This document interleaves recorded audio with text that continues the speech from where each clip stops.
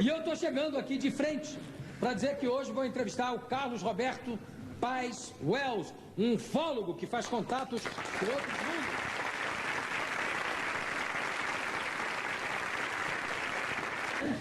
Ele faz contatos com gente de outros mundos. Eu vou conversar com o ufólogo Carlos Roberto Paes Wells.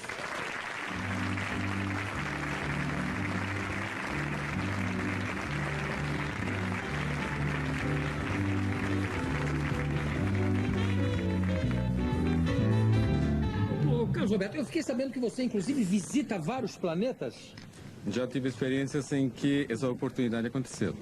Bom, eu dei graças a Deus, e puxa, ainda bem que o Carlos Roberto não estava em Júpiter, na hora agora que estourou lá aquele meteorito. Ainda bem, ia ser meio complicado. Cadê o Carlos Roberto? Explodiu, estava lá em Júpiter, foi passear.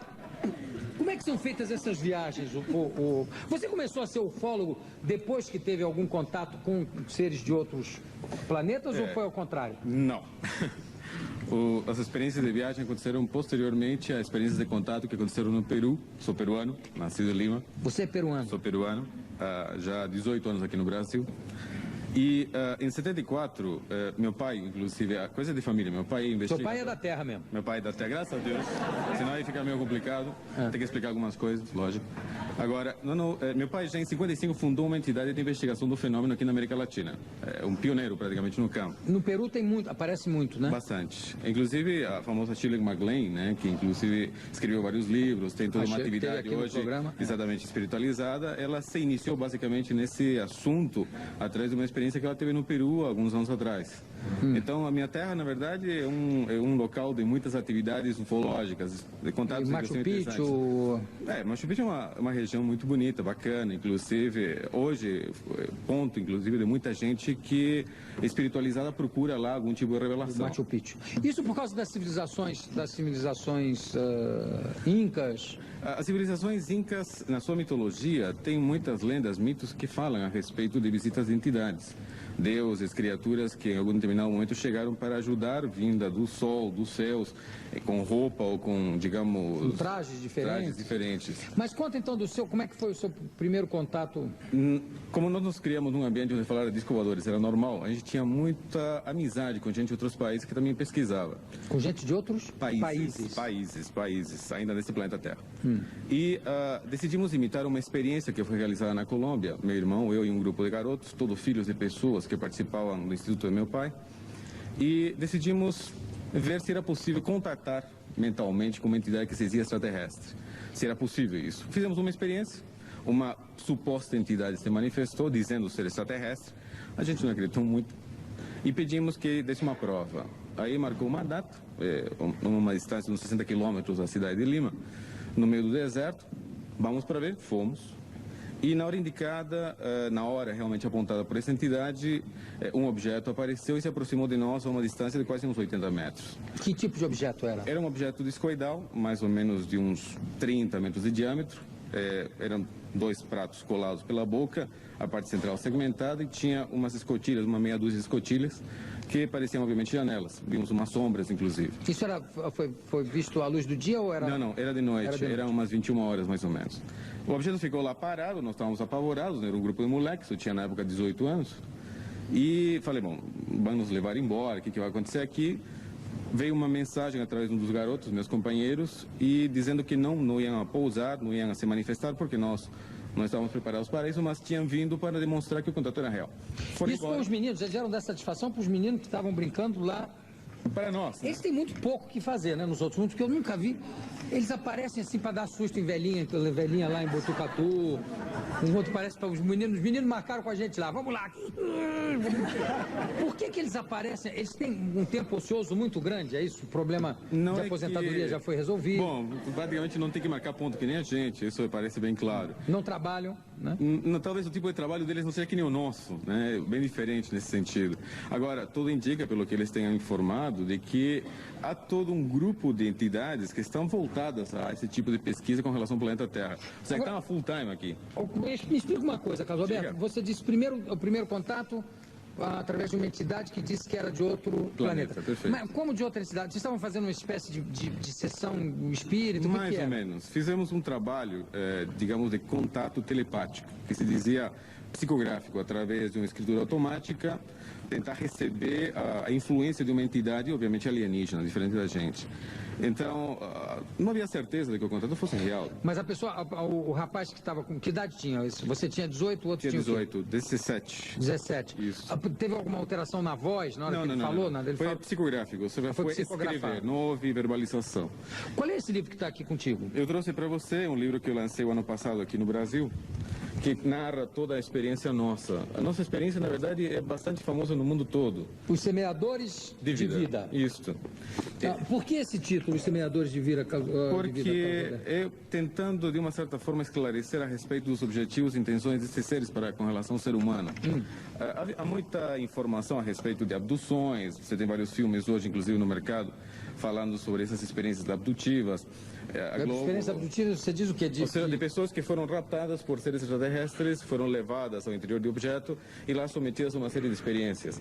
Você fala também de experiências de gravidez via extraterrestre, você fala de experiências e como é que é feita essa gravidez por via extraterrestre? É que nem aqui, é o mesmo sistema nosso? Olha, eu vou me reportar às experiências que eu tenho para poder realmente te responder. Esses seres com os quais temos tido experiências e continuamos a ter experiências, aliás? Inclusive sexuais, não? Não. Por enquanto, não. Seria meio estranho fazer sexo com uma mulher de quase 2 metros e pouco de altura, né? Eu acho que ficava pequeno para ela. Não sei, depende. Bom, gosto não se discute, né? Gosto não se discute, tá certo. Mas... Ela sendo bonita e tal, jeitosa e tal, 2 metros e tal. A gente ia ter que ter uma certa ajuda para poder fazer alguma coisa, mas tudo bem. O Bira com 2 metros é uma coisa assustadora, evidente. Mas a Luísa Brunet com 2,5 metros é uma beleza de mulher. Porque o resto é igualzinho a nós. É só, perfeito, são literalmente idênticos a gente. Só difere no tamanho? Tamanho, rasgos faciais, a configuração física, eles são realmente mais parecidos entre si do que nós. Nós somos muito diferentes um dos outros, né? Mas isso não é uma impressão que a gente tem, como a gente tem, por exemplo, de achar que todos os cavalos são parecidos? Que é japonês, um é cheiro do outro. Todo japonês é parecido, isso não é uma coisa nossa? Não, segundo eles, essa semelhança se dá em relação direta à sua tecnologia genética. Como? Essa semelhança física se dá muito em relação direta à tecnologia genética que eles possuem hoje. Ou seja, que eles conseguem trabalhar o embrião. O embrião geneticamente. Isso. Mas fala dos teus contatos, que eu perguntei depois te interrompi. Sem problema. Porque eu falei, não, como é que é o contato físico e tal, a gravidez, etc. Não, deixa eu falar dos meus contatos. Então fala dos teus contatos. Quando houve essa primeira experiência, lógico, um grupo de garotos voltou para Lima contar para meu pai, que era pesquisador, né? Ninguém acreditou na gente. E nós ficamos frustrados, porque meu pai, um pesquisador, não os filhos dele, não acreditando na gente, era frustrante, né? Aí pedimos para que essas entidades dessem uma nova prova, da qual meu pai e outras pessoas pudessem participar. Adultos que pudessem avalizar realmente a experiência. Eles aceitaram, marcaram uma nova experiência, levamos meu pai e mais 40 adultos, todos pais, inclusive, das pessoas, dos garotos do grupo. E apareceram novamente. Apareceram, dessa vez não tão perto, apareceram 6 objetos. Na hora indicada, fazendo 6 objetos. E foi assim que começou a experiência, né? Porque ficou dentro de nossa família, dentro do Instituto do meu pai. Nós não contamos a ninguém no começo dessa experiência, até que no final do ano 74 houve um contato no qual apareceu um objeto, o tripulante saiu, conversou conosco e nos comunicou que nós deveríamos narrar, comentar à imprensa o que estava acontecendo com a gente. Em que língua eles falam? Falaram mentalmente, eles não verbalizam, embora tenham idioma entre eles se contatam mentalmente com a gente. É uma experiência muito estranha, muito difícil depois de traduzir. A gente ouve eles falando no teu ouvido, mas ele não gesticula, não movimenta a boca. Nós falamos para ele que estava louco, que ninguém ia acreditar na gente, sair por aí falando, olha, tenho contato com um disco voador, estou falando com um extraterrestre. Lógico que todo mundo ia levar na gozação. Mas falaram que não nos preocupássemos, que na hora necessária eles nos dariam qualquer apoio. E não deram? Deram. E muitas vezes, aliás. Por que eles não aparecem na televisão, por exemplo? Olha, marca lá no Jô Soares 11h30 que eu vou lá. Olha... Não é isso que eles não querem mostrar que realmente estão aí, que existem e tal? Por que eles não vêm aqui, por exemplo? Justamente depois dessa... Quando retornamos a Lima, meu pai estava em uma reunião com jornalistas em casa e comentou, meus filhos acabaram de vir de ter um contato com seres do planeta. Os jornalistas abriram olhos desse tamanho e falaram, como isso é possível, né? Aí vimos que era a oportunidade de falar e comentamos. Aqui no Brasil, um jornalista chamado JJ Benítez, autor de um best-seller mundial chamado Operação Cavalo de Troia. Ele já escreveu vários livros. Exatamente. Naquela época, era um pequeno jornalista sem expressão de um jornal espanhol chamado Gaceta del Norte de Bilbao. Quando esses jornalistas pegaram a notícia, publicaram e lançaram ao mundo todo. A Gaceta del Norte de Bilbao mandou JJ Benítez ao Peru, que naquela época era apenas um jornalista, para acompanhar nossa experiência. E, obviamente, ver se era fraude, se era brincadeira ou o que tinha de real. JJ Benítez ficou conosco várias semanas, chegou para mim e falou: olha, Carlos, tudo que você fala é muito bonito, muito simpático, muito bacana, mas eu não tenho nenhuma prova que isso seja real. E se eu posso colaborar na minha condição de jornalista dentro desse trabalho, gostaria então de participar de uma experiência de contato junto com vocês. Falei: olha, não depende de mim, falei para ele, depende deles aceitarem, tudo bem, vou consultá-los. Consultei essas entidades e eles toparam. E JJ Benítez foi convidado, com mais outras pessoas, a participar de uma experiência, na qual, na hora indicada, prévia aceita, uma semana de antecedência, 2 objetos apareceram em cima da cabeça dele, a 500 metros de altura. Um deles, inclusive, se aproximou mais, projetou um feixe de luz à frente dele, deu um pulo para trás e, a partir daquele dia, a vida dele foi completamente outra. Se tornou que ele hoje uma das maiores autoridades na Europa no campo da investigação do fenômeno OVNI. Benítez voltou para a Espanha, escreveu um livro chamado OVNI SOS la Humanidad, narrando toda a experiência que teve conosco no Peru. Retornou em 75 com outro jornalista chamado Fernando Mujica, também da Gaceta del Norte. Participaram de uma nova experiência de contato e escreveu um segundo livro, que foram os 2 primeiros livros dele, chamado 100.000 quilômetros para os OVNIs. Mas na televisão eles não aparecem. Eles têm algum problema? Não, nenhum. No ano, em 89... O Benítez escreveu aquele livro dizendo que ele participou de uma experiência. Que tinha uma experiência de uma máquina do tempo inventada pelo... perfeito, ok. Você acredita naquele negócio daquela máquina? Não, aquilo é ficção. Aquele livro é ficção. Mas ele conta como se fosse verdade, É uma novela. Ele inclusive... conta como se fosse absolutamente... Não, é novela, totalmente novela. Falei com ele várias vezes, inclusive, porque muita gente... Sim, tem que dizer que é novela, porque senão processam ele. Não, pelo amor de Deus, aquilo é loucura. Né? Aquilo é uma maluquice, inclusive que as palavras que ele põe na boca do Cristo é uma coisa que não combina com nada do que o Cristo fala através dos evangelhos. É uma coisa curiosa o que ele, ele tentou... o que ele faz ali. Benítez, na verdade, ele ficou obcecado pelo assunto Jesus, né? Porque Operação Cavalo de Troia não é o único livro que ele faz, ou ele fez. Ele descolou uma grana braba com aquilo, né? Pode crer. Conseguiu... Pode crer. Ele faturou uma grana... Ele faturou com esses livros, só que não faturou com os outros livros sobre discos voadores, pode ter certeza. Agora...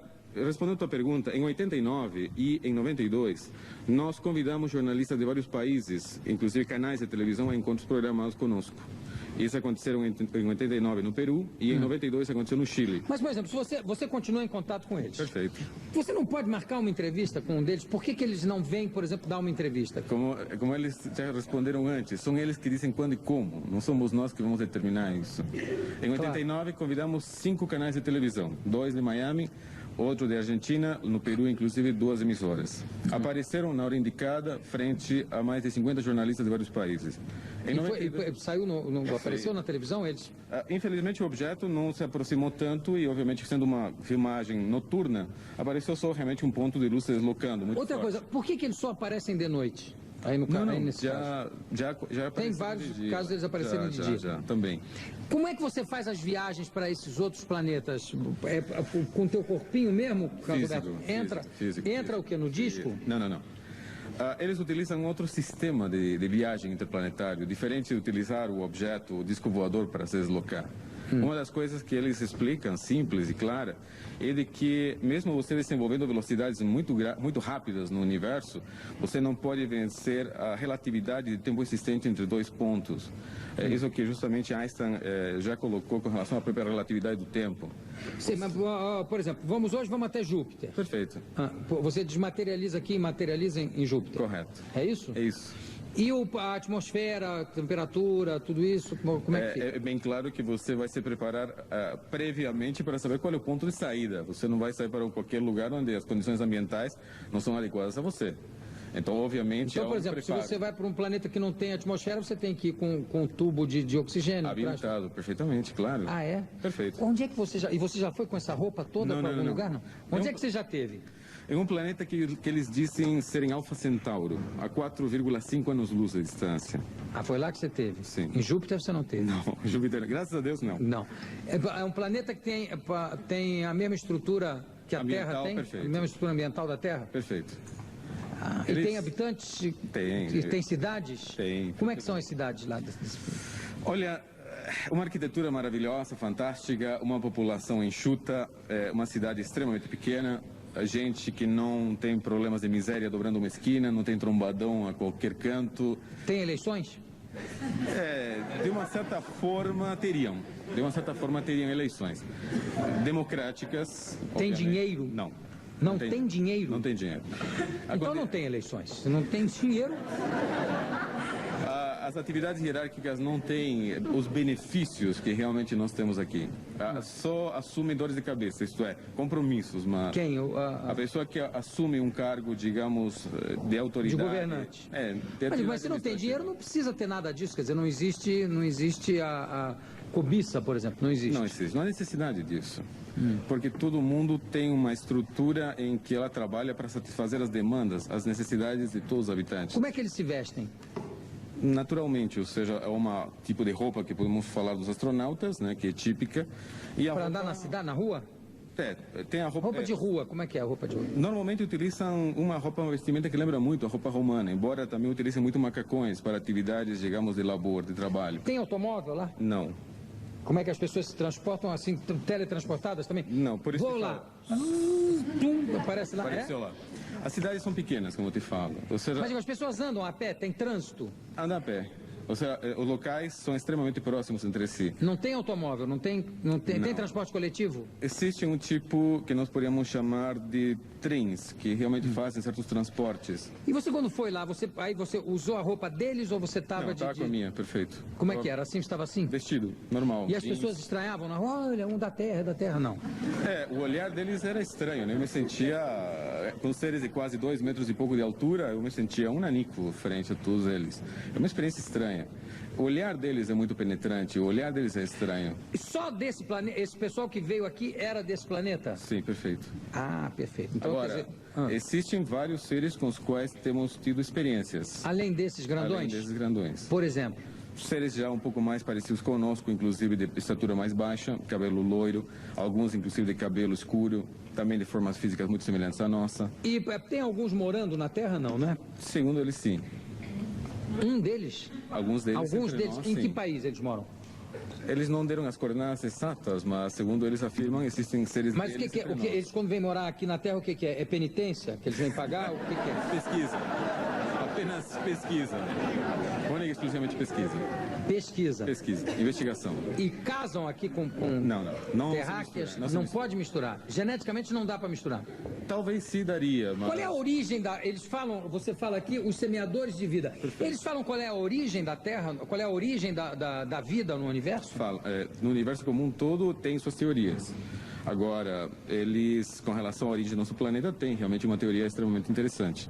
E qual é? É diferente da nossa? Quer dizer, que a Terra que a vida se origina na própria Terra, do desenvolvimento de uma célula e que vai desenvolvendo? Eles dizem que eles é que trouxeram para cá a vida, não? Não, a exobiologia explica que a vida, na verdade, no universo, ela se teletransporta. Ela se transporta através de corpos celestes. Meteoros, digamos, levam de mundo para mundo material carbono, material realmente que vai gerar a vida em um planeta. Agora, a vida inteligente em nosso mundo, de uma certa forma, está em relação direta a eles sim. Segundo afirma, a forma física deles com relação à nossa não é casual, não é gratuita.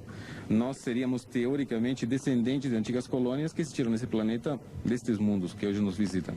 O Deus para eles... A visão de Deus. É um conceito muito bonito, viu? É bem diferente do nosso, porque aqui o nosso conceito de Deus é regional. Cada cultura, cada grupo humano possui uma visão particular. Eles têm uma visão extremamente abrangente, muito holística, eu diria bem universalista a respeito de Deus. Eles o sentem ou concebem como sendo uma força, um poder criador. Você quando foi para lá, como é o nome desse planeta lá? Apu. Apu. É um nome que foi combinado, é um convencionalizado. Porque Apu é uma palavra quechua, que significa... Quechua? O que é quechua? Quechua é um dialeto peruano indígena. Porque esses seres são muito conhecidos entre... eles falam esse dialeto? Não. Eles não têm um outro nome deles lá? Impossível de pronunciar. Muito difícil de pronunciar. Apesar de eles terem a boca, a língua, tudo É muito difícil de pronunciar, é difícil, é muito complicado. Os nomes que eles dão para certos locais... Quer dizer, eles pegaram um nome de um dialeto... Nós pegamos. Nós aqui... que chamam de Yapo. Exatamente. Você viu eles conversando entre eles lá? Sim, uma vez apenas. E não dá para entender Não nada? dá pra entender. E é rápido? É rápido. Eles falam com a mão? Também não. Em alguns casos, Tem cinema lá? algo parecido. Tem televisão, teatro, tem manifestações artísticas, tem quadros. Tem. Eu perguntei televisão, teatro, você fez assim. É que é complicado, porque eles não têm produções próprias. Eles aproveitam o que outros mundos fazem e eles assistem. Que todos podem assistir esse programa? Aqui? Tranquilo, pode ter certeza. Eles estão assistindo esse É programa? bem provável. Foi Ibope é grande. Então manda alguém aqui, pelo amor de Deus. Manda um homem desse alto aqui para ser entrevistado. Pode ser, ele não pode, se ele quiser, não vem? Futuramente, provável. Está convidado aqui para vir aqui para dar uma entrevista. Porque eu confesso a você que eu sou um pouco cético em relação. Eu não duvido da tua experiência, quer dizer, eu acredito, não acho que você seja um mentiroso, pelo amor de Deus. O que eu digo é o seguinte, que eu acho uma coisa tão fascinante louca. Existir. Eu acho que existe vida em outros planetas, porque eu acho que o universo é uma coisa tão gigantesca e existem milhões de planetas com as mesmas características do que a Terra, isso já está provado cientificamente, que me parece normal que nesses planetas exista vida igual ou semelhante à nossa. Agora, eu gostaria tanto de ver um disco voador, não precisava ser desses grandes, não, um pequenininho mesmo. E eu nunca consegui ver nada, nenhum. Não consegui ver. Você vê assim, né? De penca. Mais ou menos. Então, vocês que estão aí, como é o nome do planeta? Apo. Vocês que estão em Apo assistindo esse programa, me mandam um disco, uma tigelinha. Em vez de ficar mandando essa frota pro Carlos Roberto, pra gente ver aqui, pra ter a possibilidade de ver. Porque eu acho que deve ser uma sensação extraordinária de você ver essa porta, assim, esse caminho para o universo, né? É uma experiência extraordinária, realmente. É muito louca. De você ver uma pessoa se abrir um campo de luz, atravessar e de repente desapareceu. É louco. Bom, eu conversei aqui com o Carlos Roberto Paes Wells, que é peruano, mas que mora no Brasil há 18 anos, e que escreveu esse livro aqui, Os Semeadores de Vida. Carlos Roberto, muito obrigado pela tua presença. Daqui a pouco a gente volta.